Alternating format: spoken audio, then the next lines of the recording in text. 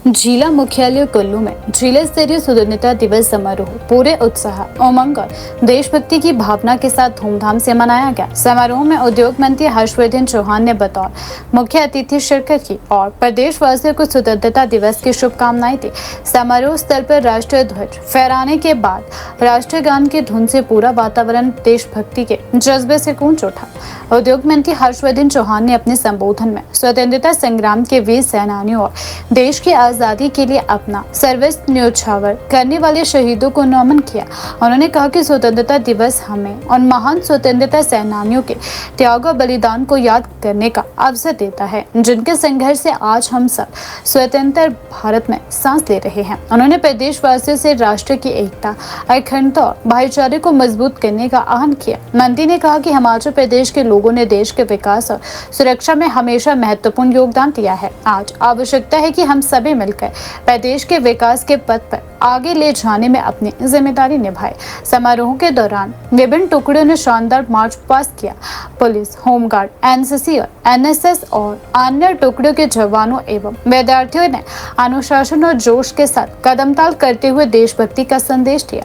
March past के दौरान समारोह स्थल पर मौजूद लोगों ने तालियों के साथ प्रतिभागियों का उत्साहवर्धन किया। कार्यक्रम के दौरान विभिन्न क्षेत्रों में उत्कृष्ट एवं सराहनीय कार्यक्रम करने वाले अधिकारियों, कर्मचारियों, सामाजिक कार्यकर्ताओं, खिलाड़ियों और अन्य प्रतिभाओं को भी सम्मानित किया गया। उद्योग मंत्री ने सम्मानित व्यक्तियों को पुरस्कार प्रदान करते हुए उनके योगदान की भी सराहना की। मंत्री ने कहा कि प्रदेश सरकार रोजगार, उद्योग और पर्यटन को बढ़ावा देने के साथ साथ आम लोगों तक विकास योजनाओं का लाभ पहुंचाने के लिए लगातार कार्य कर रहे हैं। उन्होंने कहा कि हिमाचल की प्राकृतिक संपदा और प्रतिभाशाली युवाओं को ध्यान में रखते हुए प्रदेश में नए रोजगार और स्वरोजगार के अवसर पैदा करने पर विशेष ध्यान दिया जा रहा है। योग्य महानुभाव उपस्थित इस पंडाल में मेरे आदर के योग्य सभी माताएं, बहनें, नौजवान साथियों, मीडिया के हमारे बंधुगण,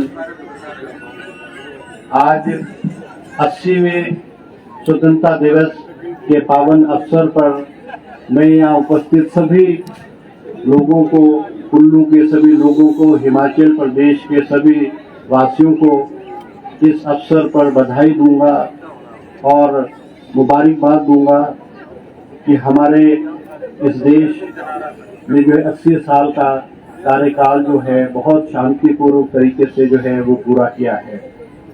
हम देश के संविधान संग्राम में अपने सर्वोच्च बलिदान देने वाले महान विभूतियों को भावभीनी श्रद्धांजलि अर्पित करता हूँ।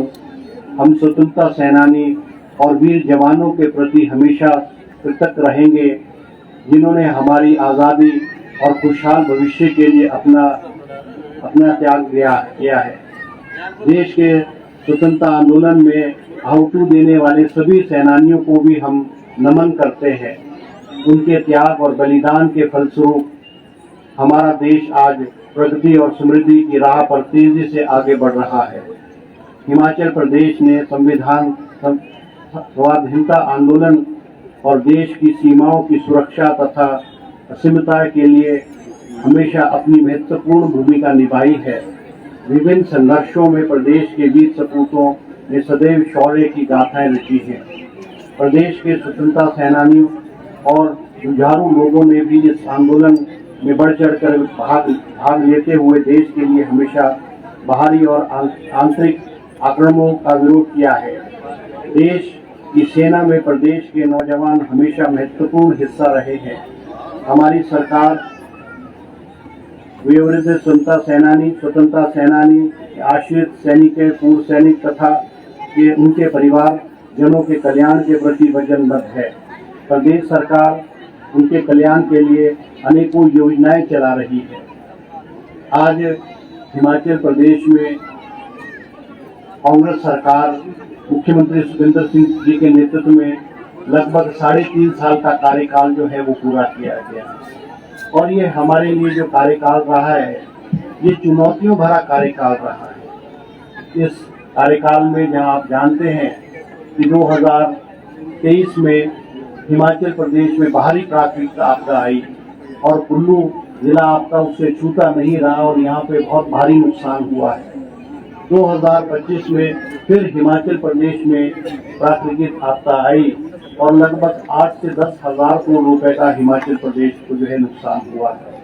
मगर इस कठिनाई के बावजूद भी हिमाचल प्रदेश को मुख्यमंत्री सुखविंदर सिंह सुक्खू जी के कुशल नेतृत्व में आगे बढ़ने का सौभाग्य प्राप्त हुआ है। हमको बहुत संकट के दौर से गुजरना पड़ा। आप जानते हैं, प्राकृतिक आपदा के बाद इस प्रदेश में राजनीतिक आपदा आई। इस तरह से 2024 में जो चुनी हुई सरकार है उसको गिराने का प्रयास किया गया। चुने हुए विधायकों को दलबदल करने के लिए प्रेरित किया गया। और जो कि हिमाचल प्रदेश की जो परिस्थिति है, हिमाचल प्रदेश की जो राजनीति है, वो इस चीज से अछूती थी। मगर वो राजनीतिक आपदा लोन था और 10,000 करोड़ रुपए जो सरकारी कर्मचारियों की देनदारी थी वो हमको विरासत में मिली। मगर इन सब परिस्थितियों के बावजूद भी हिमाचल प्रदेश जो है विकास की राह में जो है आगे बढ़ता रहा। आकर के हिमाचल प्रदेश को आगे बढ़ाने का काम किया है, उनका भी दिल की गहराइयों से मैं धन्यवाद करना चाहूँगा कि आज हिमाचल प्रदेश जहाँ पहुँचा है, आप सबकी बदौलत में हिमाचल प्रदेश आगे पहुँचा है। और इस हमने कहा कि हमारी जब सरकार बनेगी, हम हिमाचल प्रदेश के 1,35,000 कर्मचारियों को जो है ओपीएस देंगे। हमने पहली मंत्रिमंडल की मीटिंग में हिमाचल प्रदेश के कर्मचारियों को ओपीएस का जो तोहफा जो है हमने दिया है। आज हिमाचल प्रदेश शिक्षा के क्षेत्र में एक मॉडल स्टेट के रूप में जाना जाता है। आज हमारी जो साक्षरता दर है वो 100% हमारी साक्षरता दर है। आज हिमाचल प्रदेश का जो हर नागरिक है, हिमाचल प्रदेश का जो हर बच्चा है वो शिक्षित है। ये हमारे लिए बहुत गर्व की बात है। और हमको आज शिक्षा के शिक्षक का जो अपार विस्तार हुआ है, मगर आज हमारा लक्ष्य शिक्षा की गुणवत्ता को बढ़ाना है।